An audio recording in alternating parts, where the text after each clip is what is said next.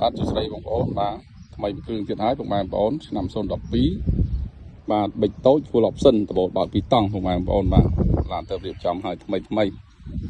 បាទស្អាតភ្លឹងតែម្ដងពុកម៉ែបងប្អូនណាបាទទស្សនាមកជុំពុកម៉ែបងប្អូនបាទ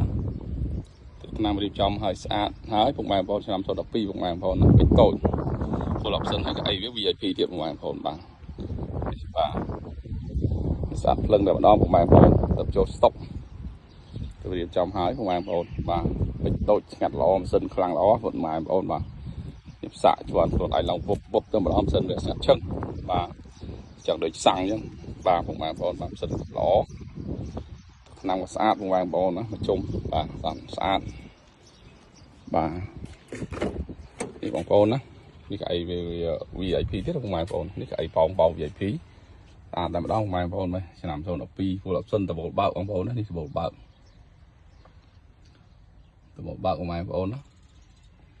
បាទ full option តម្លៃល្អទៀតពុកម៉ែបងប្អូនបាទចង់បាន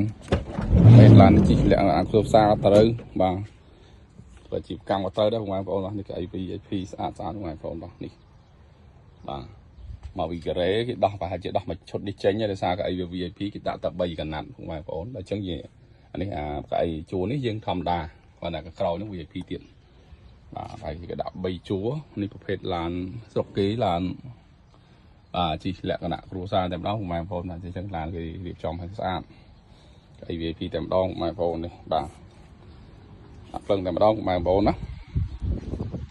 ទាំងបានក៏មានការបនរំលោះ25ខេត្តក្រុងផងដែរពុកម៉ែបងប្អូនបាទទឹកប្រាក់ចូលរួមបាទ15% នៅតម្លៃឡានអញ្ចឹងពុកម៉ែបងប្អូនមកសិក្សាលឿនណាពុកម៉ែបងប្អូនបាទត្រឹមតែខលវីដេអូទៅពុកម៉ែបងប្អូនអត់ចុះដល់គេឋានទេបាទសិក្សាលឿនពុកម៉ែបងប្អូនបាទការប្រាក់មួយចន្លោះ 1.3 ណាពុកម៉ែបងប្អូនបាទការប្រាក់ក៏ល្អដែរពុកម៉ែបងប្អូនបាទរំលោះឡានយើងការប្រាក់រៀងថ្លៃជាងយើងយកឯកសារប្លង់ផ្ទះយកទៅប្រចាំតិចហើយពុកម៉ែបងប្អូនដោយសារយើងការរំលោះឡានពុកម៉ែបងប្អូនណាបងប្អូនចង់ដឹងព័ត៌មានបន្ថែមអាចសើច Telegram តាមរយៈ071 905 ដើមលេខ 1 បាទ071 905 ដើមលេខ 1 ណាពុកម៉ែបងប្អូនឬឆាតចូលពេកទីតាំងលក់នៅផ្លូវព្រៃសរនៅសង្កាត់ព្រៃវែងកើតការនគររាជធានីភ្នំពេញ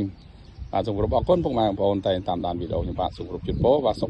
ភាពល្អសំណាងល្អគ្រប់ក្រុមគ្រួសារបាទសូមគោរពអរគុណសូមគោរពលា